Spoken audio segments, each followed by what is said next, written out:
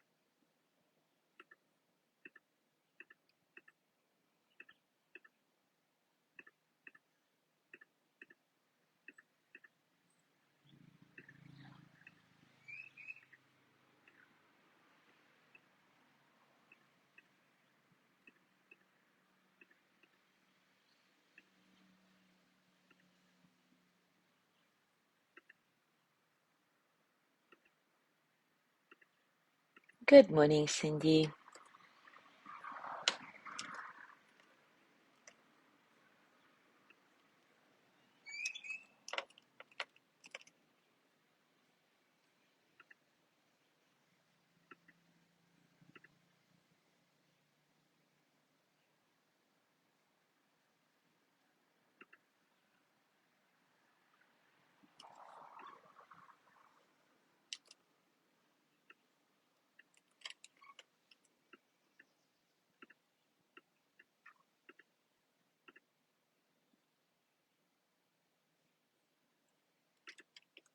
Good morning, Gina. Good morning, Jean. Yes, Gina, it's really cold today. And guys, if you're not on Cozumel, we're having a wonderful norte. And well, when we say cold, it's not really cold, obviously, all relative, but it is very nice and fresh.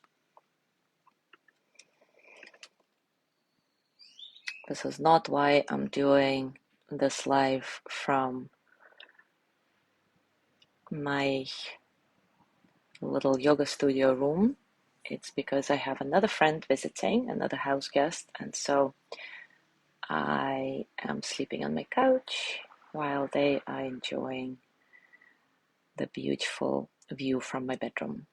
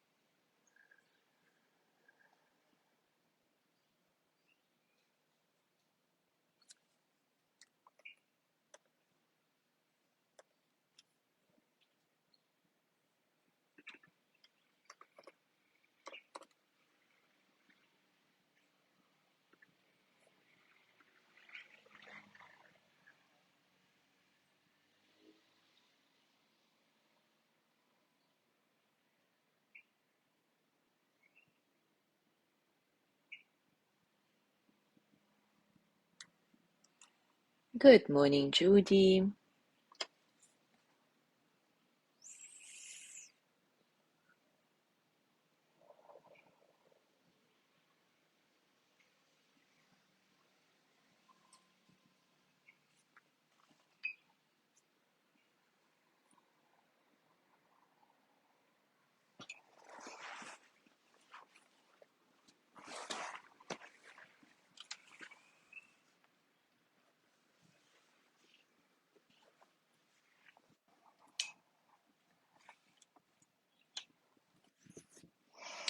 All right, it is time for us to start In the past few sessions, we talked about disappointment and regret, both the product of not getting what we want, whether our expectations are examined or unexamined, which means known to us or completely unconscious. Today, I would like to focus on another scenario for unmet expectations, when they result in resignation, and how we can turn around our perception of it. Before we dive into it, I want to read a little passage from Brené Brown's Atlas of the Heart, where she explains the differences between all these emotional experiences related to life not going the way we planned. When we feel disappointed, we say to ourselves, "It didn't work out how I wanted, and I believe the outcome was outside of my control." When we feel regretful, we say, "It didn't work out how I wanted, and the outcome was caused by my decisions, actions, or failure to act." When we feel discouraged, we say, "I am losing my confidence and enthusiasm about any future efforts. I'm losing the motivation and confidence to persist." And finally, when we feel resigned, we say, "I have lost my confidence and enthusiasm about any future effort. I have lost the motivation and confidence to persist."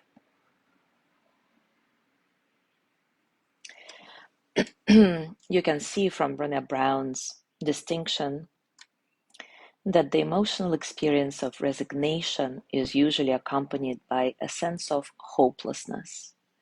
I have lost the motivation and confidence and enthusiasm about any future effort. I don't want to persist. We've tried and tried, and yet our efforts didn't bring any desired results, and so we decide to never try again and just resign to life. Resignation is often quite bitter because we still want our life to be a certain way. We still want things or experiences, but we quote unquote know that it will never happen the way we want, so we don't even want to try anymore. This seems very sad, but actually, resignation can be the source of deep wisdom if we reframe it in a different light. Resignation is about realizing that we have no control over life, right? And because here in the Western world, we're so conditioned to believe that we can't control life, we become hopeless and sometimes angry and bitter when it's not the case. And yet, if we look at it from the prism of yoga or Buddhist philosophy, control is total illusion. Thinking that we can control life is a certain recipe for disaster. Anything can happen at any moment to ruin the simplest of plans we have. And it makes us so, so mad. Because really, most of us are, and I say this with a lot of love, complete control freaks. And I used to be one myself for many, many years. In yoga, there is this concept of Ishvara Pranidhana, which is usually translated as surrender. The Yoga Sutra describing it goes like this: through total surrender to creative source, the state of harmony is attained. Through total surrender to creative source, the state of harmony is attained. I love this meme that reads, "Relax, nothing is under control." And I think it's funny, and that's really the attitude we need to aspire to. And yet many of us misunderstand the concept of surrender as an invitation to completely disengage from life, to resign, to stay hopeless. Since we really cannot control anything, then what's the point, right? And that, of course, is another extreme. And extremes are never a good idea. In reality, this guideline in yoga, the guideline of surrender or Ishvara Pranidhana, invites us to be engaged fully in life and at the same time be detached from the outcome that we envision for each situation, trusting that what life has in stock for us is actually far more interesting, far more useful, far more magnificent than we can ever imagine.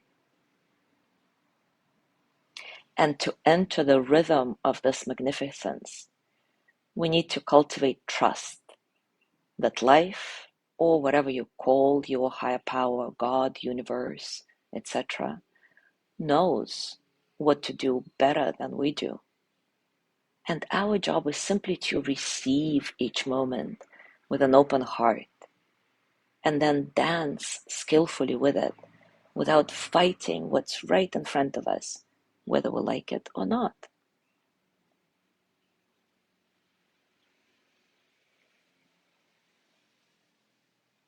Swami Rama used to say, do what is yours to do. Don't do what is not yours to do. And this is the ultimate recipe for surrender. Do our job well and at the same time understand what is not ours to do at that point. Then let go and trust that we have done enough.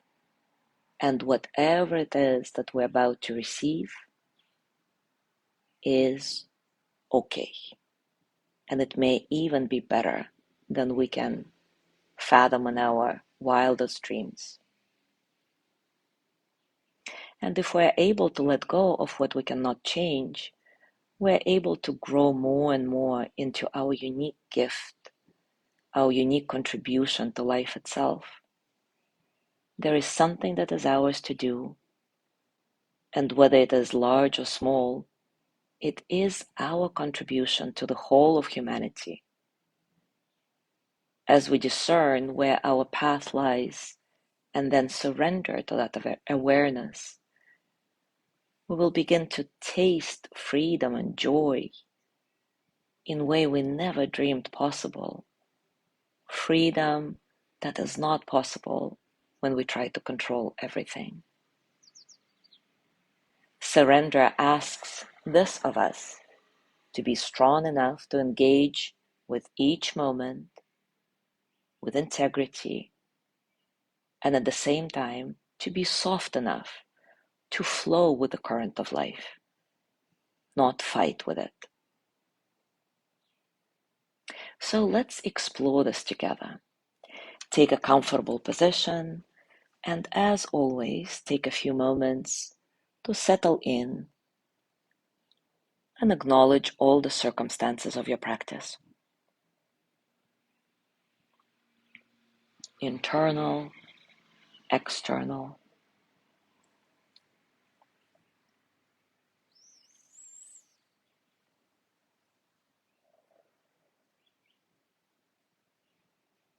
Scan your body, notice your physical sensations at the moment.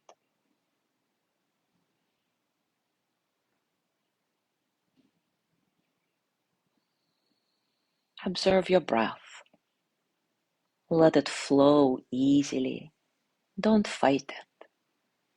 Let it be natural, organic. Just notice how your body responds to each inhale and each exhale.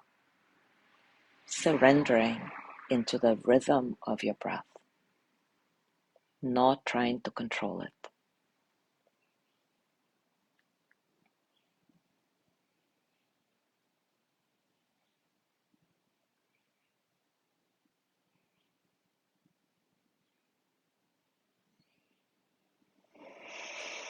Because resignation is often very closely connected to physical pain and emotional suffering that is related to physical pain. I want to continue dedicating our practice, and this particular one very much so, to John Scott, to Leo and Regina, who are all going through a lot of physical pain and recovery right now.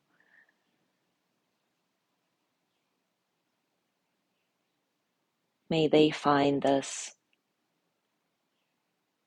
surrender to life instead of resigning to pain and suffering. So now bring to mind a situation where it was challenging for you to have things your way, and yet you kept trying and trying to control everything about it, and eventually burnt out and felt completely resigned. This what's the point sensation that makes you lose motivation and enthusiasm about any future efforts. Or maybe you didn't go into a full resignation mode and stayed at the discouraged phase. I haven't lost all my motivation yet, but I'm quite close to throwing the towel on it all, type of thing. So reflect on this situation, and as you do, scan your body and notice what's happening as you remember it. What are your feelings, your thoughts you had at those moments?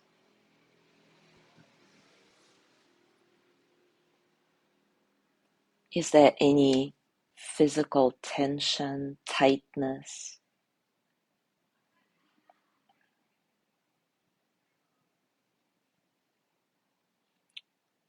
If you could express your discouragement or your resignation, whatever comes up for you, with a pose or a movement, what would it be? Actually do it, don't just think about it.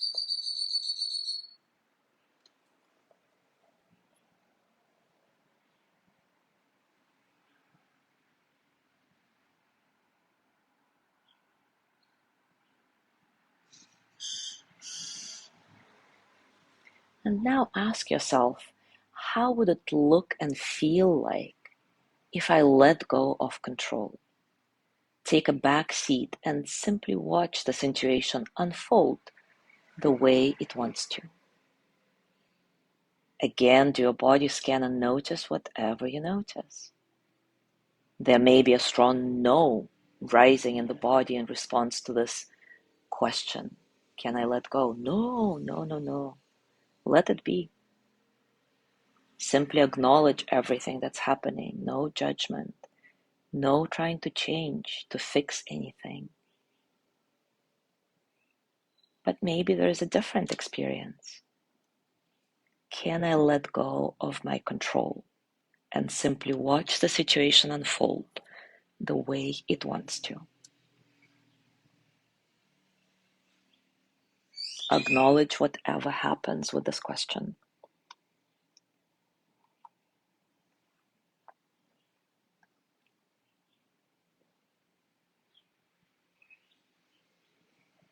And now mentally or out loud repeat, today I soften into the flow of life.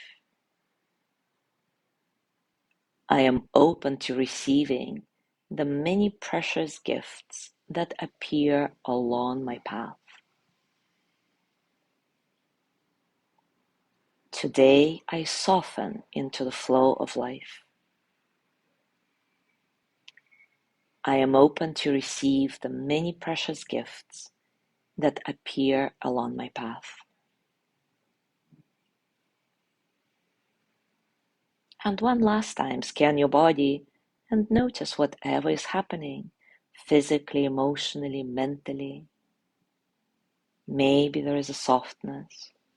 Maybe there is still a big no. Whatever it is, own it. It's okay.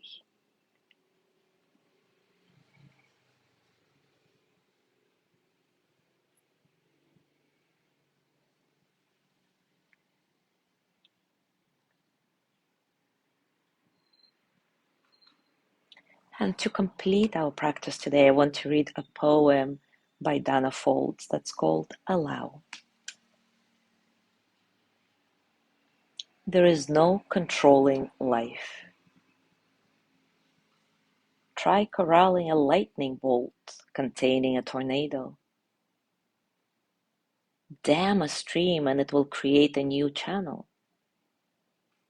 Resist and the tide will sweep you off your feet. Allow and grace will carry you to higher ground. The only safety lies in letting it all in, the wild and the weak, fear, fantasies, failures and successes.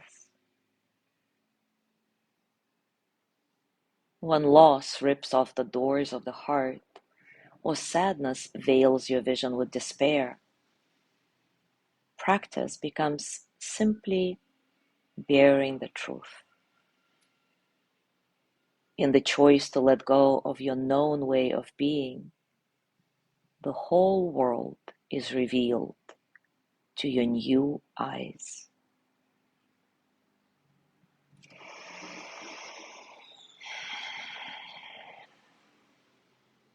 As you go through your day today, I invite you to notice when you start feeling disappointed in something or someone.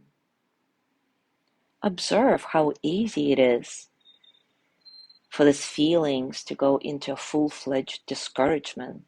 Oh, I'm losing hope that my efforts matter. Or full-fledged resignation. I'm never going to do anything again. I just can't.